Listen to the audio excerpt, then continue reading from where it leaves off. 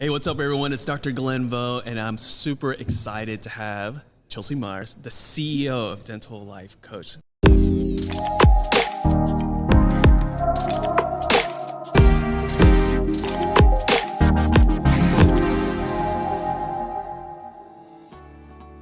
Before we get into this next episode, I'd like to give a shout out to one of our sponsors, Dark Horse Tech.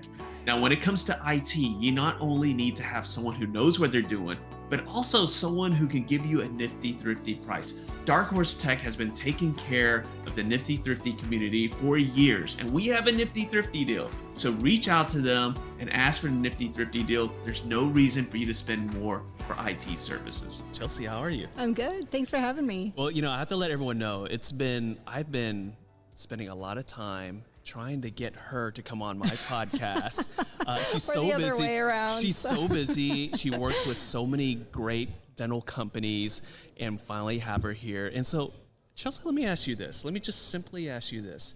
Why is it important for a CEO of a dental company, someone who has successful practices, why do they need a dental life coach? Well, Glenn, that's a good question. We want our doctors to be healthy, happy, and successful. And what we found is that you can have two of those three pillars, and at some point, things just fall flat because you've got to have all three things working for you at the same time in order to meet your maximum potential and actually enjoy that process. Yeah. And the thing is you work with really large groups, right? So these CEOs come to you and say, look, I need some help just with the mindset of all these other doctors here. And again, for big groups like that, why is it important to work with all the doctors and get their mindset straight? Why is that so important? You know what? It's really far reaching. So it's not just about the doctor. We start there because the doctor then impacts his or her team, who impacts the community, who impacts the entire, society that we're living in. And so we've got to start with the person leading the practice.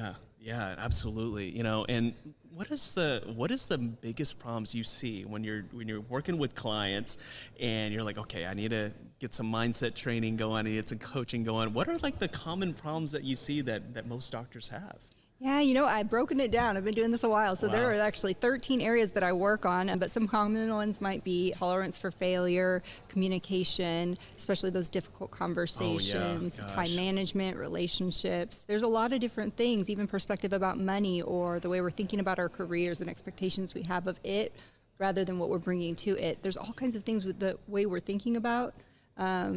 Not necessarily that we're thinking about it wrong, but that by pivoting and considering alternative perspectives, we can just expand and open ourselves up to new opportunity. When you think about CE courses, when you think about coaching and consultants, right, you see the clinical aspect. People want to learn how to do implants. They go and they take an implant course, whether they want to do sleep and all those different things. Then when you think about practice management, okay, when you want to grow the practice and all these things, and mindset is something that just people really don't pay too much attention to, but it's something that is sorely needed. Why do you think that's the case? Why is everyone always focused on, okay, you know what, I need to help my associates, so I'm going to get them more clinical training. Hey, I need to help my office manager, so hey, let me get this consultant in here. But why, mindset being so important, why is it something that not too many CEOs, practice owners, why don't they invest as much? What do you think? So interesting that you asked that, because I think that we're coming around to that, but all of our behaviors are driven by the way that we're feeling, right? We do and don't do things because of how we want it to make us feel or how we don't want to feel. And I think we're starting to come around as an industry to figuring that out. But the reason it's interesting you say that is I was just talking to someone and he was saying, all of my C-suite, they have coaches. Yeah. And I was like, then why don't your doctors have coaches? Yeah. Yeah, exactly. And it was kind of, a pin drop moment for us. And we were able to have a really rich discussion about the benefits of that and the results that we're seeing. And so let's just be terribly honest here. Okay. When doctors, when they're going through dental school, success is measured by microns, right? Millimeters. Right. That margin is slightly open. That prep doesn't look right. So we're all conditioned to be almost perfectionists there. And then we're released into the world and we all know that things aren't always going to be perfect. And that causes a dynamic, right? An emotional dynamic, like a mindset issue. Talk about that perfectionist attitude that dentists have, and how, if that's not taken care of, that could actually lead to issues in the practice, not only in the practice, but also personal issues as well. You're so right. Some of the qualities that make really fantastic dentists are ones that can get in the way if you're not able to turn that dial down a little bit and appropriate it where it needs to be.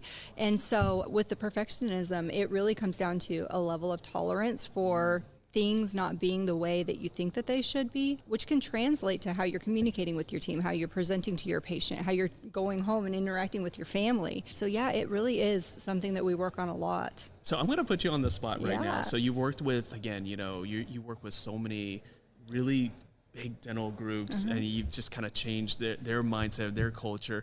And I want you to pick, you can use any example, but talk about share like a case study with us where you worked with a particular company and you help them navigate certain things. Could you share like a case study with us? We don't have to. We can keep names out of it. We can keep names out, but I'd love to hear like a case study that you can share with us and what you worked with them. Sure. So an interesting one that we had, a couple months ago was I was working with this team, and this doctor in the team was really struggling to communicate effectively, and by that I mean a bit abrasive, running team members off. Wow. People just were terrified to do something wrong, and what we ended up discovering was that it wasn't necessarily a tolerance for or lack of tolerance for people making mistakes. It was that everything that happened in the practice, he tied it back to, I might not ever get to meet my financial goal, because if this thing goes wrong, it might lead to this thing, which might lead to this thing.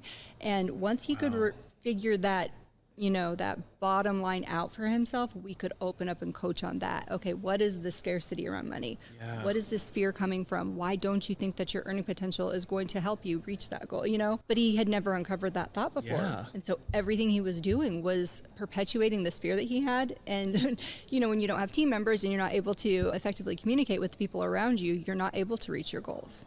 I mean, I'll tell you what, I'm sure that doctor had like a weight lifted after that session. And, share with us, like, how did the team react once, this doctor went through this transformation? How did things improve with the team? Yeah, that's a great question. And so he said that it actually opened up a lot of interesting conversations. People were saying things more freely and feeling like it was a safe place to learn and grow, rather than a place that they just had to go to each day. So, this is the same type of training that we do whenever somebody's trying to break a habit or learn a new skill or gain confidence. We need to figure out, what is the trigger?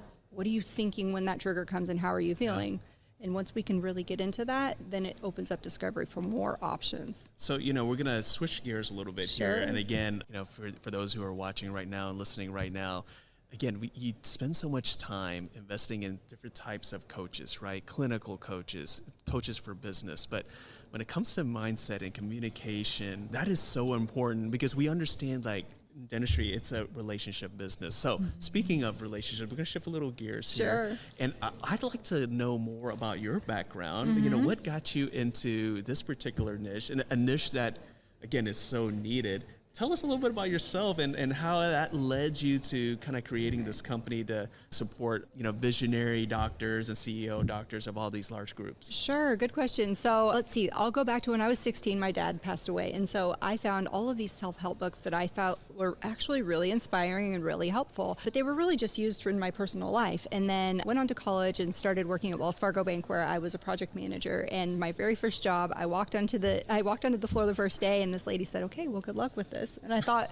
what an interesting thing to say. And what she meant, I quickly learned, was that the projects I was rolling out, although they were ultimately for the benefit of the group, they were going to be some changes that people weren't really comfortable with. And whenever you're making big changes to established groups of people who are really smart and really good at what they're doing, it can come with a little bit of disruption, a little bit of friction. And so I found myself really fascinated with this. I had this great solution and a lot of resistance. And so it took me back to those books, and I was like, okay, I'm seeing mindset issues. How do I help implement this mindset stuff, or things that help me through a hard time in what is a hard time for them? Anyways, it ended up being a major success, and a nearby manager that we shared the floor with was like, "Hey, what's going on over there? What are you teaching these people? I want to learn it too." So I coached him, and he referred me to a dental buddy of his, and that got my foot in the door in dental. And it's just been, one of my friends says, once you get into dental, you never get out. So. Well, and the thing is that, again, you've probably seen this already, but in dentistry, we need this type of coaching, right? We need this type of coaching. And, for those who are watching right now and listening, and they may say, you know what, that might work for some people. But I don't know about me. I got so many issues, or I'm not sure that. What do you say to those people who have a little bit of skepticism when they're talking about life coach, especially in dentistry? For those who are slightly skeptical, what do you say to that person? I say, listen, I want to grow. I want to grow financially. I want to grow professionally. I want to grow personally. And unless you've hit every single metric in your life that you hope to before you exit, there's room to grow. And the best way to do that, I have found, is with the right mentors, coaches, and supports around you. I totally agree with that. Again, when you think about anything in life, if you want to get better at something, you work with, well, here's the thing. Let me rephrase that. If you want to get better and you want to do it faster, yes, you work with the right coaches and mentors, right? And again, I just love the mission that you have, because this is something that, is sorely lacking in dentistry. I mean, it's lacking in the world in general, but especially in dentistry there. And so with that being said, if someone wants to reach out and just see where this could work in their lives and in their practice, what's the best way to get a hold of you? Sure. You can find me on LinkedIn, Chelsea Meyers, Myers, or at dentallife.coach. I love it. And I will just let you guys know this too. She's got amazing content on LinkedIn as well. So you know what? If you're listening to this, watching this, and you're thinking, you know what, I'm not sure. You know what? Just watch all the content she has, because it's amazing stuff, and you'll definitely learn something as well. Thank you, Chelsea. Thank you so much for jumping on. Yeah. We finally got her on here. I'm super excited. But we will check you guys out next time. Look in the show notes to get all the information Chelsea has, and we'll see you next time. Thank you so much. Thanks, Glenn.